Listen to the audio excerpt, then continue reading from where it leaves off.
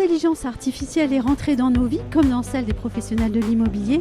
Encore faut-il savoir exactement de quoi on parle. Je profite donc de la présence sur le salon Rent de Nathalie Grasset, CDO chez Adéquation, pour lui poser quelques questions appliquées au secteur de la promotion. Bonjour Nathalie Grasset. Bonjour. Le secteur de la promotion connaît une crise sans précédent.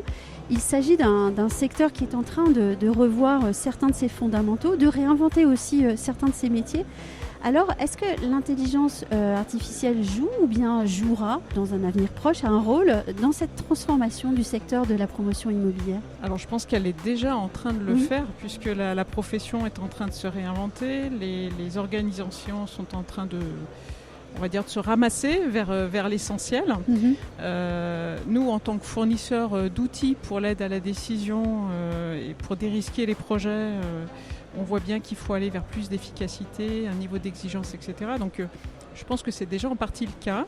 Ce qui reste à trouver, c'est l'équilibre entre l'humain et je dirais cette augmentation par l'IA, le bon équilibre, les bonnes habitudes. Historiquement, quand on a l'arrivée de ces outils, on peut avoir un côté un peu ludique qui peut s'installer. Ça s'installe dans la pérennité que dans la mesure où ça apporte vraiment de la valeur au quotidien. Il va falloir que l'IA prouve aussi ce qu'elle est capable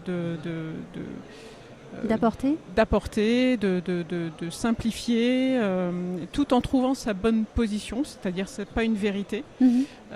C'est pas une vérité et l'humain doit aussi se repositionner par rapport à ces outils comme il a dû se repositionner par rapport à Internet quand c'est arrivé. Mais alors justement, il y a des questionnements qui se posent déjà. C'est ce que vous êtes en train de nous dire ? Alors il y a des questionnements qui se posent. Par exemple, je parlerai plus particulièrement des éléments d'adéquation. Quand on fournit nous des outils avec de la donnée, quelle est la donnée algorithmée par l'IA, quelle est la donnée réelle que nous on collecte au niveau du marché. Donc c'est important d'être extrêmement transparent vis-à-vis de nos clients sur ces sujets-là, de manière à ce que on ne fasse pas passer une information algorithmée pour une vérité. Ça c'est des éléments importants. Donc trouver ce bon équilibre, c'est un point qui est important. La manière aussi de l'utiliser, que ce soit dans la relation client, que ce soit dans l'efficacité, trouver les bons cas d'usage sur lesquels on va utiliser l'intelligence artificielle et à quel moment on doit mettre de l'humain et garder de l'humain. Par exemple, dans nos cas de figure, on va utiliser l'IA pour mettre en avance, identifier les éléments de cohérence ou les éléments d'incohérence que nous révèle la donnée, qui est de plus en plus large, de plus en plus importante. Donc c'est beaucoup plus simple pour nous d'utiliser ces algorithmes. Par contre, la compréhension et l'interprétation qu'on va faire de ces cohérences ou ces incohérences, elle doit être entre les mains d'un humain qui connaît le métier. C'est pas l'IA qui va pouvoir faire des propositions. Parce qu'on peut faire dire n'importe quoi à l'IA aussi très facilement. Donc c'est très important de bien la corréler en permanence à la réalité du marché et au terrain. Ce que j'entends quand je vous écoute, c'est aussi un rapport à la vérité qui est en train de se redéfinir. Alors, c'est une vraie question et je pense que toutes nos jeunes générations et nous-mêmes d'ailleurs au travers des réseaux sociaux, c'est quoi la vérité ? C'est quoi ce qu'on nous nourrit en termes d'informations par les réseaux sociaux ? Ça pose les mêmes sujets vis-à-vis de l'IA, c'est-à-dire un équilibre entre la facilité qui est apportée par l'IA et je dirais l'énergie qu'il va falloir produire avec son cerveau et conserver dans son cerveau pour produire des décisions de qualité. Donc c'est cet équilibre-là qu'il faut arriver à trouver et l'humain va s'ajuster comme il l'a toujours fait jusqu'à présent. Donc on a bon espoir. Mais en tout cas, pour revenir à votre sujet de promoteur, c'est en train d'arriver. Je pense que les cas d'usage ne sont pas encore complètement positionnés. Et vu que le secteur est en crise, comment on repositionne l'humain par rapport à ces technologies ? Est-ce que c'est en concurrence ? Est-ce que c'est en complément ? C'est cet équilibre-là, à mon avis, qui va se positionner dans le temps. Et oui, ces périodes de transition, et quand elles sont aussi, vives, sont extrêmement intéressantes, même si elles sont aussi parfois humainement très difficiles à vivre. J'aimerais qu'on aborde la question du logement abordable. Il se dit que l'une des difficultés du secteur de la promotion est liée à son incapacité à rencontrer désormais la demande de son client, en fait, et je m'explique, parce qu'il n'y a rien je ne juge personne, à pouvoir être en capacité de proposer au client un logement qu'il lui soit possible de payer, en fait, d'avoir un logement abordable.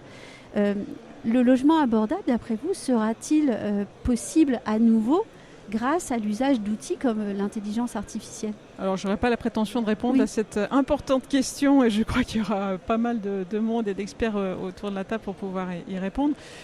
Je pense que l'IA nous permet aujourd'hui de décortiquer des données qui sont non évidentes dans les structures de coûts. On va se rapprocher du foncier, on va se rapprocher de données un petit peu sensibles aujourd'hui qui sont très difficiles à approcher quand on construit ou quand on négocie un prix.